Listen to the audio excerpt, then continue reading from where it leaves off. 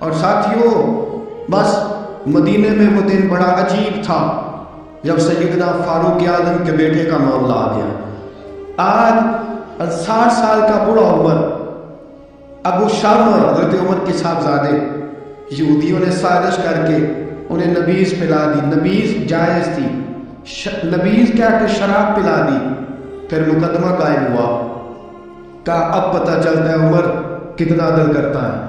سیدنا فاروق اعظم کے پاس گواہ آئے، صاحبزادہ اندر کھانا کھا رہا تھا، فاروق اعظم نے گریبان سے پکڑا، کھینچ کے لائے، فرمایا ابو شامہ چل، تو نے شراب پی ہے، تجھے کوڑے مارے جائیں گے، تیرے لیے 100 یا 80 کوڑوں کی سزا تیاری کر لے۔ ابو شامہ کہتے ہیں کہ ابا جی انہوں نے نبیذ کہی تھی، شراب پلا دی۔ فرمایا تو نے پی کیوں؟ تو نے پی کیوں؟ بڑے بزم میں باشیر مسجد نبوی کا فاروق اعظم، اولاد تو بزدل کر دیتی ہے نا بندے کو، اولاد تو کمزور کر دیتی ہے۔ آج مدینے نے عجیب ماجرا دیکھا، حضرت فاروق اعظم کی زوجہ روتی ہوئی آئی، کہنے لگی حضرت جی میرا لفظ جگر ہے، ایک کوڑے کے بدلے پیدل حج کروں گی، ایک کوڑے کے بدلے صدقہ اور خیرات کروں گی، میرا بیٹا غلطی کر بیٹھا ہے، یہ کام نہ کرے۔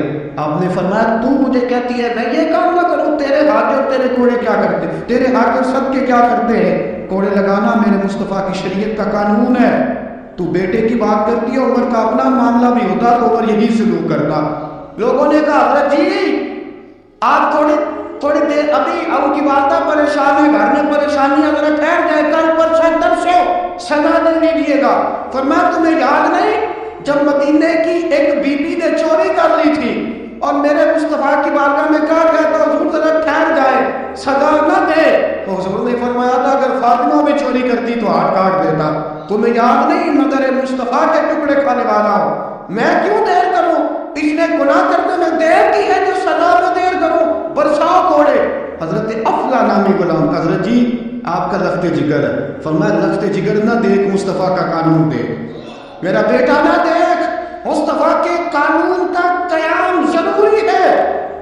اگر علی بیٹے کی قربانی دے سکتا ہے، اگر لوگ فاطمہ کے بیٹے کی قربانی یاد رکھیں گے تو تاریخ کبھی بھی عمر کے بیٹے کی قربانی نہیں بھولے گی۔ فرمایا غلطی سے ہو گیا یا جیسے بھی، اسے خیال کرنا چاہیے تھا، کوڑے لگاؤ۔ 80 کوڑے لگے تو بیٹے کی روح پرواز کر گئی۔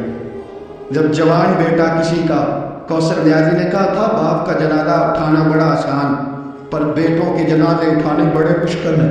جب فاروق اعظم کا بیٹے کا انتقال ہوا، بیٹے نے آنکھیں کھولی، باپ کی طرف دیکھا تو سیدنا فاروق اعظم عدل و انصاف، 2 آنسو آنکھوں میں آئے، کہ بیٹا حضور سے جا کے کہنا کہ عمر نے بیٹا نہیں دیکھا، کہا تیرا قانون دیکھ، جا کے حضور سے میرا پیغام دینا۔ حضرت ابو شامہ رضی اللہ تعالیٰ عنہ وصال کر گئے۔ تاریخ کیسے کیسے منظر ازالت الخلفاء شاہ ولی اللہ کی بطور حوالہ پیش کر رہا ہوں۔ حضرت ابو شامہ کا وصال ہو گیا، 20 کوڑے باقی تھے۔ لوگوں نے حضرت جی آپ کیا کرنا ہے؟ فرمایا اس کا جنازہ پڑھو، اسے قبر میں دفن کرو، باقی 20 کوڑے اس کی قبر پہ مارو، اس کی قبر پہ 20 کوڑے مارو۔ کہا حضرت جی ایسا بھی ہوتا ہے؟ فرمایا اس لیے ایسا ہوتا ہے کہ یہ میرے مصطفیٰ کا قانون ہے، میری اولاد کا معاملہ ہے تو میں درگزر کروں۔ فرمایا مارو کوڑے۔ حضرت سیدنا حذیفہ بن یمان فرماتے فاروق اعظم بیٹے کی قبر پہ کھڑے تھے، داڑھی آنسوؤں سے بھری ہوئی تھی، میں دوڑا ہوا آیا، میں نے کہا عمر نہ رو، آج خواب رات تیرے بیٹے کا جنازہ تھا، جنازہ پڑھ کے سویا ہوں تو خواب میں مجھے رسول پاک کی زیارت نصیب ہوئی ہے، نبی پاک خواب میں تھے تو 2 سبز غلے تیرے بیٹے کو پہنا رکھے تھے اور رسول پاک کی بغل میں کھڑا تھا۔ حضور نے فرمایا عمر کو جا کے کہنا کہ تو نے بیٹا پاک کر کے بھیجا تھا، اللہ نے جنت کے سارے دروازے کھول دیے ہیں۔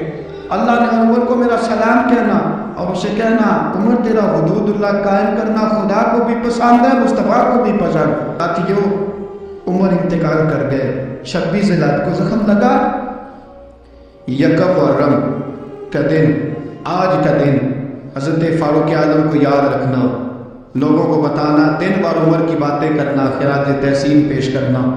حضرت فاروق اعظم کو زخم لگا، آپ نے فرمایا اپنے بیٹے سے بیٹا جا حضرت عائشہ کے پاس، गुंबद खजरा में 3 लोगों के दफन होने की जगह है। एक में अबू बकर दफन हो चुके, एक में रसूल पाक का मज़ार कुर्सी बन चुका।